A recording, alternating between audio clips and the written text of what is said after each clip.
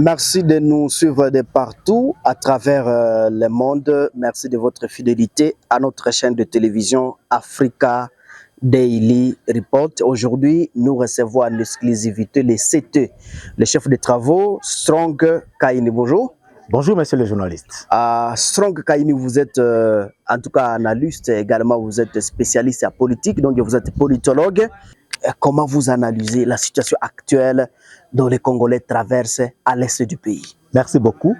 Ce que nous vivons actuellement en République démocratique du Congo, principalement dans l'Est, c'est une situation qui reste encore confuse et une situation qui plonge la plupart de la population dans l'imbroglio parce qu'on ne sait plus comprendre effectivement d'où nous venons et où nous allons. Donc, nous n'avons pas effectivement l'objectif de par ce que nous peut définir de par la définition simple de la politique. Mais ce que nous vivons actuellement, c'est vraiment une forte et grande confusion en République démocratique du Congo. Dans l'Est, aujourd'hui, c'est tout le monde qui se réveille et qui doit décider sur l'avenir des Congolais dans l'aire ou la surface qu'ils dirigent ou la zone qu'ils dirigent. Et même, on ne sait plus comprendre. Est-ce que c'est la République démocratique du Congo qui jouit encore de sa souveraineté ou la souveraineté est déjà profanée par beaucoup d'autres forces qui viennent de l'extérieur? Pourquoi ce massacre continue alors qu'il y a aussi autant de forces armées qui sont en train de venir en République démocratique du Congo pour vouloir dire aider la République démocratique du Congo? Et donc la situation est vraiment confuse, la situation est confuse. En tout cas, c'était Strong Kaini, la gestion de la crise par le gouvernement. Est-ce que l'armée ougandaise UPDF a récemment en tout cas annoncé qu'elle allait renforcer sa défensive pour prévenir une éventuelle avancée des terroristes du M23 soutenus par le Rwanda et surtout pour protéger les intérêts de l'Ouganda sur le sol congolais? Pourquoi l'État congolais peine-t-il à éradiquer les ADF malgré les opérations conjointes avec cette armée ougandaise? En fait, merci beaucoup. Mais ce qu'il faut d'abord dire, c'est que aujourd'hui, la République démocratique du Congo est dans un surdosage militaire. Cela veut dire que nous avons plus de militaires que la population et on semble compter à ces militaires que même sur la politique dans ce pays. Parce qu'on ne sait pas comprendre effectivement qu'avec autant de pays qui sont du côté du gouvernement et que le gouvernement aujourd'hui soit en train de perdre encore le territoire et que l'ennemi soit en train d'élargir son rayon d'action par rapport à la guerre ou par rapport même à tout ce que nous connaissons comme affre de la guerre. Et que donc aujourd'hui, si on peut considérer uniquement la province du Nord Kivu, vous allez comprendre ensemble avec moi que nous sommes perdants. Nous, le gouvernement, nous sommes perdants. Cela veut dire que c'est vraiment un peu malheureux de constater que les 6 territoires sont presque occupés, les 6 territoires du Nord Kivu sont presque occupés par l'ennemi et que seules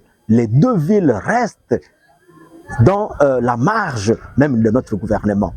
Sans parler effectivement de la province du Nord Kivu qui a perdu sa ville miroir, la ville de Goma, aujourd'hui, qui est sous la rébellion ou sous l'agression rwandaise, le M23.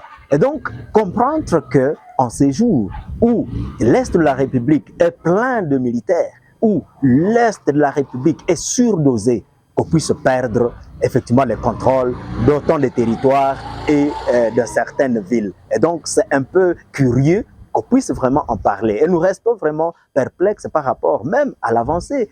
On ne doute plus de ce qui peut nous surprendre encore négativement pour le lendemain. Et donc, c'est une situation qui reste toujours vraiment très décriante.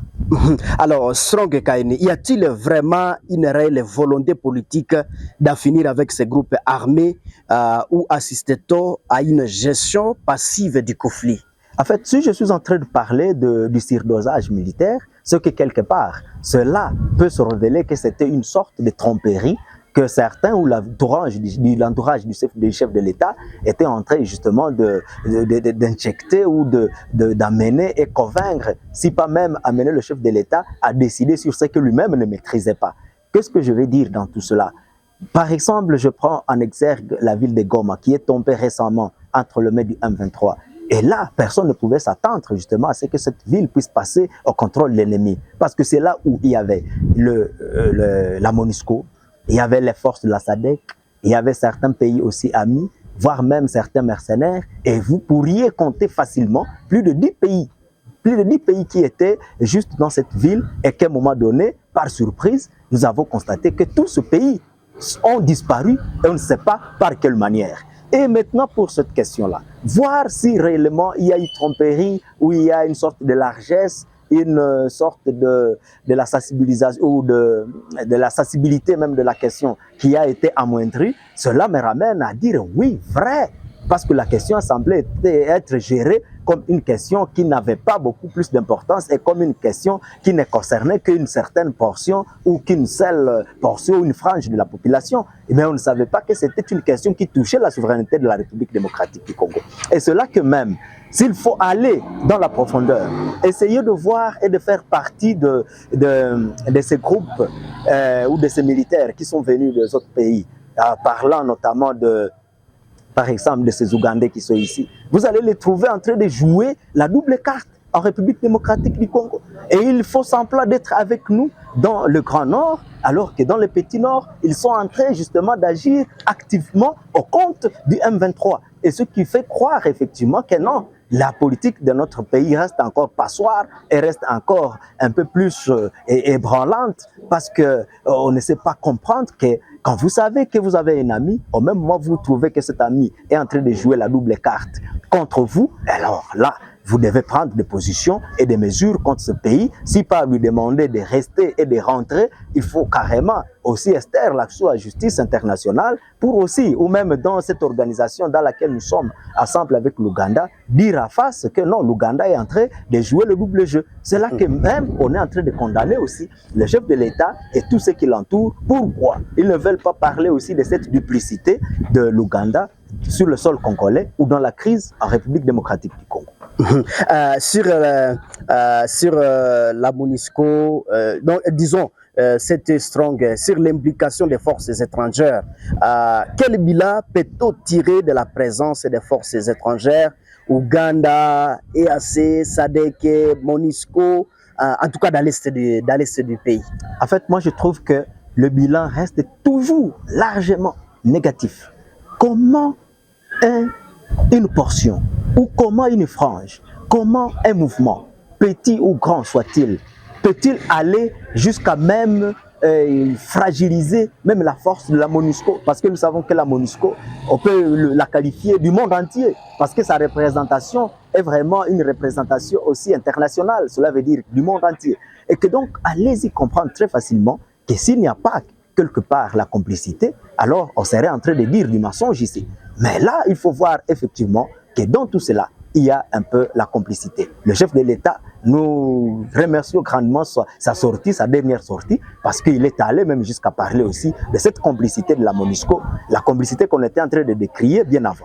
Et allez-y aussi comprendre que comment expliquer que nous sommes en train de partager la frontière avec les forces ougandaises. Nous sommes en train de partager la frontière avec les forces ougandaises. Mais à un moment donné, vous retrouvez que notre souveraineté est menacée. C'est-à-dire la République démocratique du Congo est menacée. Et dans l'entretemps, vous trouvez que dans ce partage que nous avons avec l'Ouganda, pour ce qui est de la frontière, l'Ouganda ne veut même pas nous ouvrir la frontière pour que nos forces entrent sur ce territoire et aller surprendre l'ennemi par le derrière. Et même cet Ouganda, s'il est là aussi pour aider la République démocratique du Congo, pourquoi ne pas utiliser ces frontières, les ouvrir pour surprendre l'ennemi? Mais malheureusement, il ne passe que uniquement par des frontières qui sont du côté qui sembleraient respirer un peu d'accalmie. Nous voulons parler de Kasindi, vous descendez à Nitouril, vous passez très facilement. Mais il monte maintenant du côté où la population d'abord ne connaît pas effectivement ce qui est en train de se dérouler sur le champ de bataille et laisser, donc ces Ougandais laissent effectivement quoi maintenant les terrains de bataille ou les champs de bataille à l'ennemi, au FARDC et voire même certains résistants patriotes de la population qui se donnent pour que son pays ne puisse pas partir.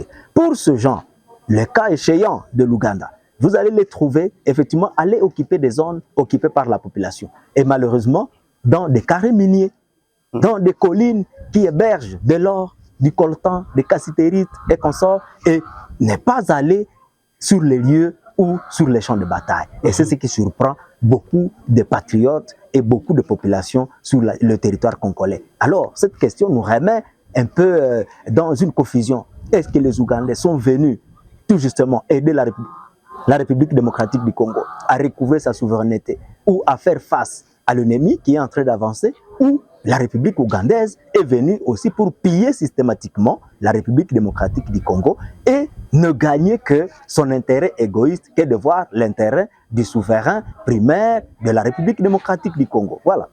Alors, c'était Strong Kaine. La RDC doit-elle revoir sa coopération militaire avec ses forces, voire y mettre fin?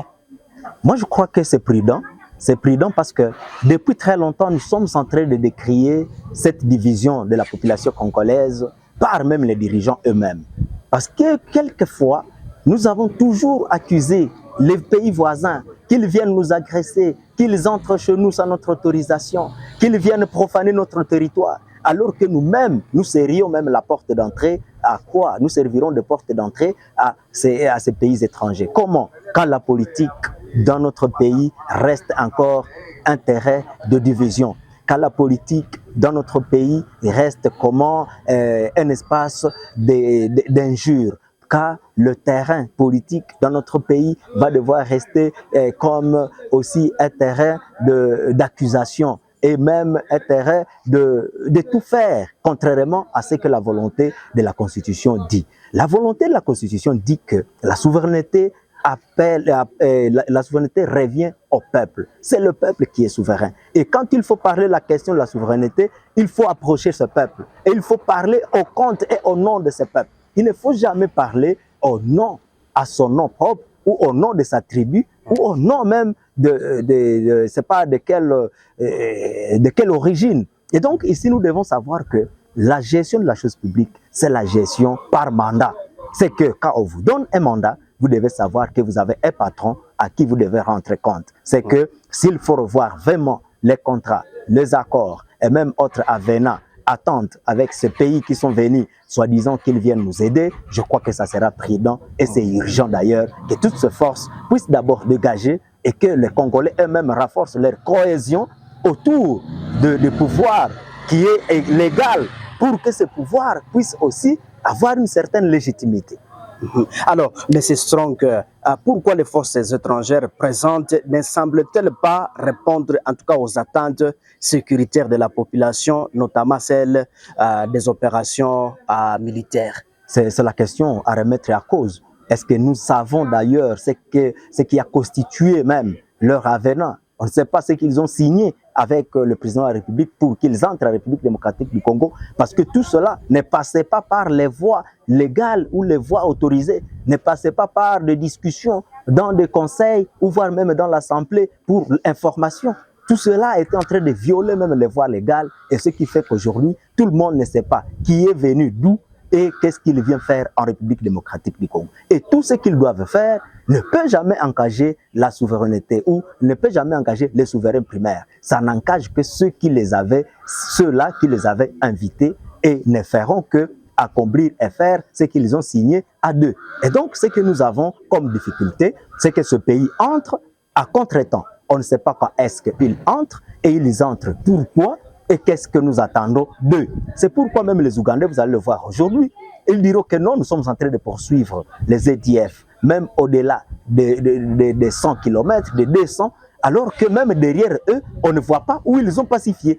Derrière eux, on ne fait que voir leur trafic de bois, leur trafic de minerais, leur trafic de tout ce qui est congolais vers l'Ouganda. Mais les résultats que peut-être la population attendrait d'eux reste encore amorphe, c'est un résultat qui ne parle pas, c'est un résultat qui ne prouve pas que réellement nous avons des forces étrangères dans notre pays et qui venaient pour aider la République démocratique du Congo. Et donc, il reste encore à les remettre vraiment en question tout ce que ces gens ont pris comme engagement et tout ce qui a été signé avec ces forces étrangères sur notre territoire congolais.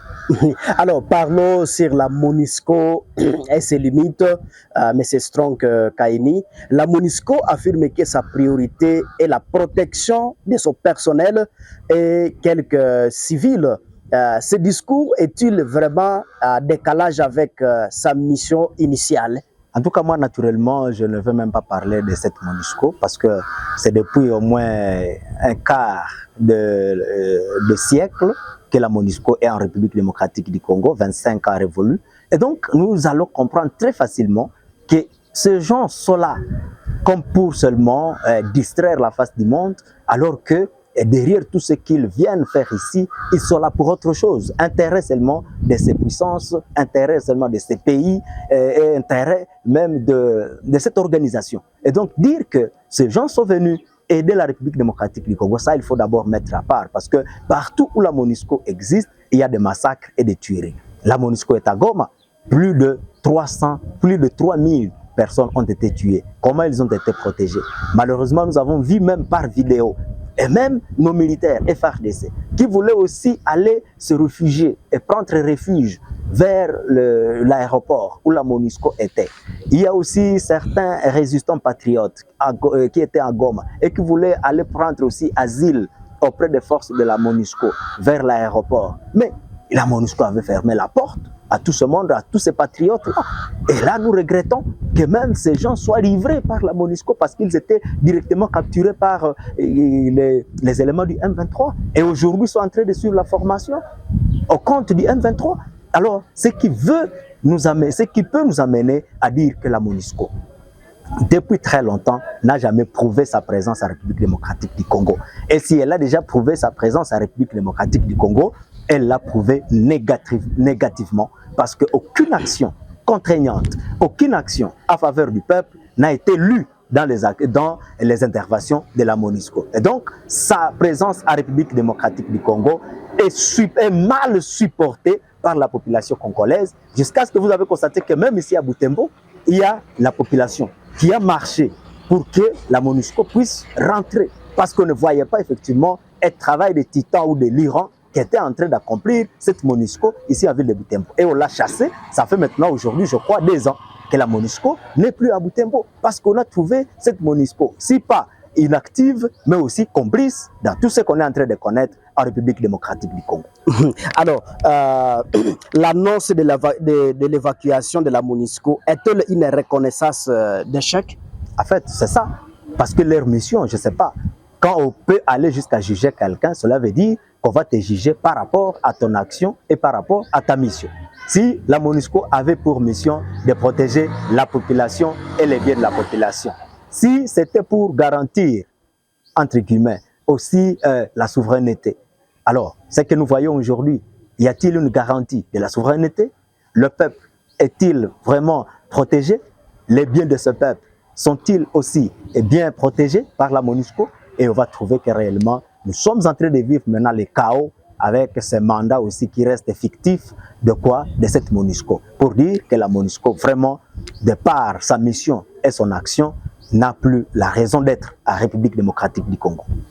Alors, que devrait faire le gouvernement pour combler les vides laissés par la MONUSCO? En fait, je crois que le gouvernement doit s'assumer parce que c'est un gouvernement d'abord légal et il doit chercher justement à avoir la légitimité autour, autour de lui. Parce que nous savons que tout ce qui est légal devient légitime quand justement il y a appui populaire et quand il y a effectivement accompagnement populaire. C'est que le gouvernement actuel, nous savons que c'est un gouvernement avec toutes ces institutions actives et nous devons chercher à nous assumer. Si tu es président de la République, aujourd'hui la grande institution de la République, le président de la République, c'est lui justement le garant du bon fonctionnement des institutions de la République.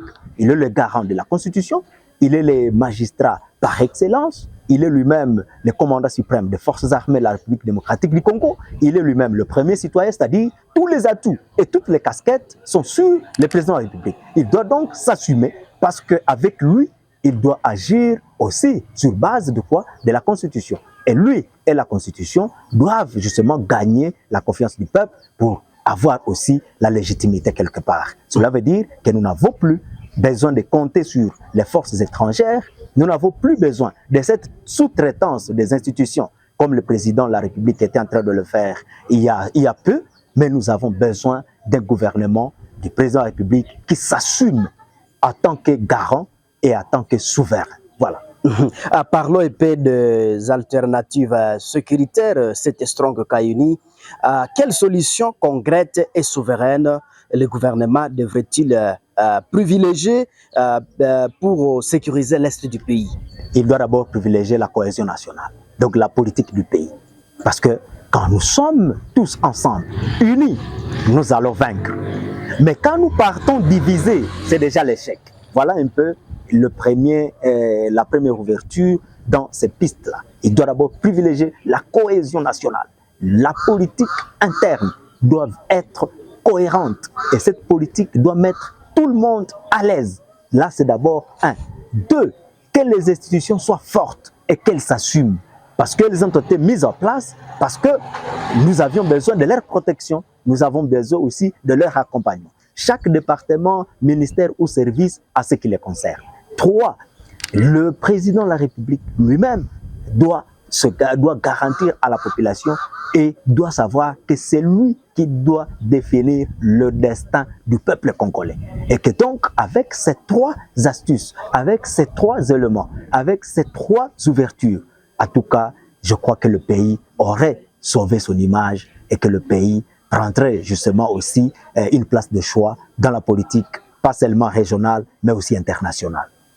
La refonte de l'armée congolaise et le renforcement des FARDC sont-ils envisageables à court terme, M. Strong? Justement, ce qu'il faut savoir est que la réforme ou passer à autre forme de revenir un peu à l'armée pour la défense de la nation, c'est un processus. C'est un processus parce qu'on ne peut pas faire quelque chose comme si c'était un coup de baguette magique. Non, mais c'est un processus. Parce que vous savez, depuis très longtemps, nous avons en face de nous une armée, tout justement que nous connaissons avec ses réalités, avec ses qualités, mais aussi avec ses faiblesses, parce que nous avons eu même à suivre, comme vous, tous ensemble, que les forces armées de la République démocratique du Congo occupaient la place mondiale sur la 8e place sur l'échiquier international, l'échiquier mondial. Donc, allez-y comprendre que donc, nous avons quand même une armée qui est là, mais qui quelque part, peut encore faire mieux ou on doit encore travailler beaucoup plus pour que cette armée puisse aller même jusqu'à occuper les autres premières places, 2e, 3e, 4e,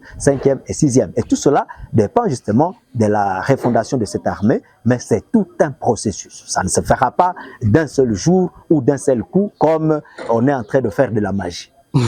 Avant peut-être définir avec vous, M. Strong Kayuni, que pensez-vous de l'option d'une coopération militaire avec d'autres partenaires que c'est actuellement présent en République démocratique du Congo? Bien, merci. Moi, je crois que tout ce qui a été fait, il faut d'abord que les chefs de l'État y pensent fortement et grandement et profondément.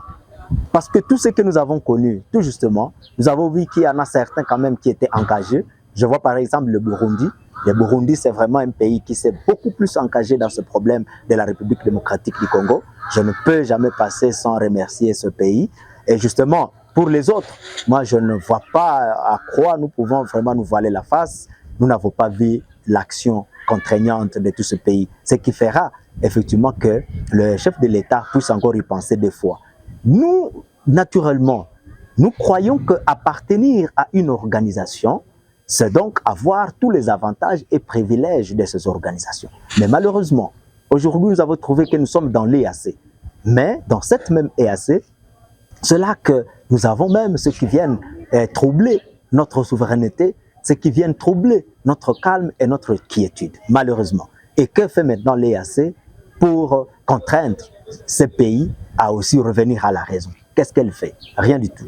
Et s'il faut aller du côté même de la SADC, je vois, nous sommes aussi, et nous sommes membres de la SADC, avec beaucoup d'autres pays, une dizaine de pays dans la SADC.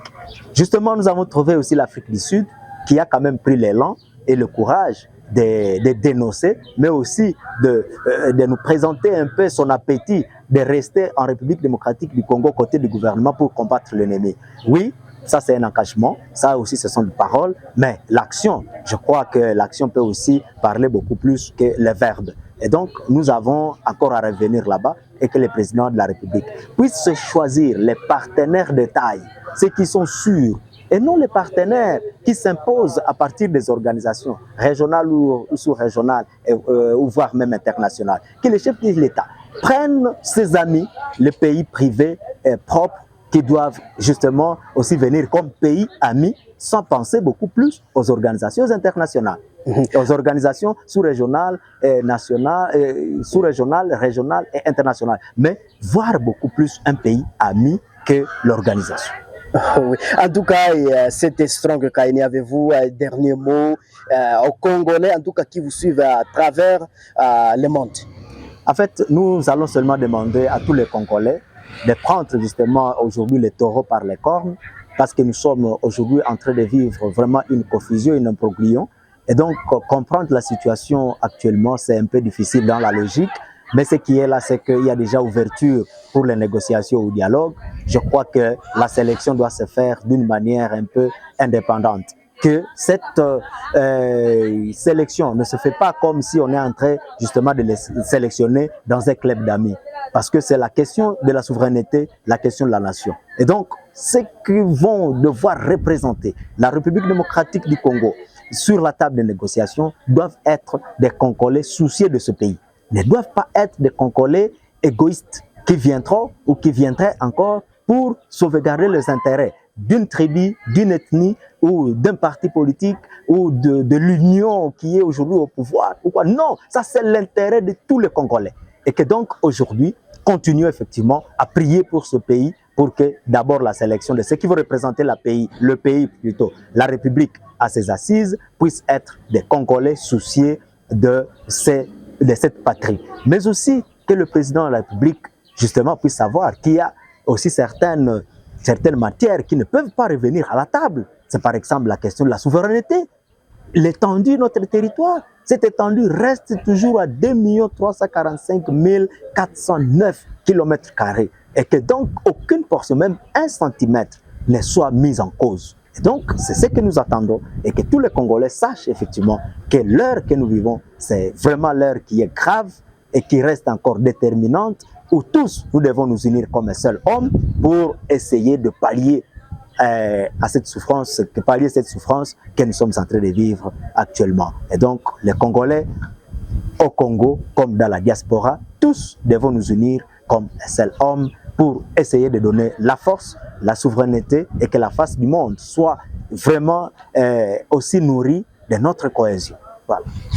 En tout cas, nous sommes pratiquement à la fin de notre interview exclusive. Sincèrement, du fond du cœur, nous vous disons merci beaucoup. Nous vous remercions, monsieur le journaliste. Je suis Mwanampenzi Monzekele à la présentation. Ne manquez pas de vous abonner, aimer et partager nos publications. Au revoir. Merci.